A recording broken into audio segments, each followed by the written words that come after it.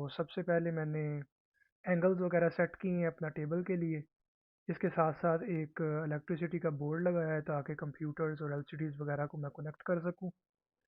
मैंने कोशिश की है जितना हो सके यार मैं मटेरियल अच्छा यूज़ करूं। जो चीज़ें मेरे पास मौजूद थी वो अपनी जगह, जो मुझे लानी थी वो मैंने अच्छी यूज़ की हैं। ये एक वन यू कैबिनेट मेरे पास मौजूद था, एक क्लाइंट से मैंने काम के वक्त लिया था। सेल हो नहीं रहा था तो मैंने सोचा यार इसे अपने लैब में इंस्टॉल कर लेते हैं। इसमें डिफरेंट चीज़ें आ जाएंगी जैसा कि मॉडेम हो गई, इसके अलावा और दूसरी चीज़ें पैसे वगैरह भी रख सकते हैं, चलो सेफ्टी रहेगी।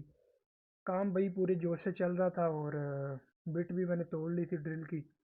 तो फिर भी यार बहाने नहीं चलेंगे, बारिश में भी जाके मैं बिट्स वगैरह लेके आया हूँ सारी, जो भी और चीज़ें मुझे चाहिए थी, और आके मैंने अपना सारा टेबल वगैरह सबसे पहले रेडी किया है क्योंकि ये सबसे ज़्यादा इम्पोर्टेंट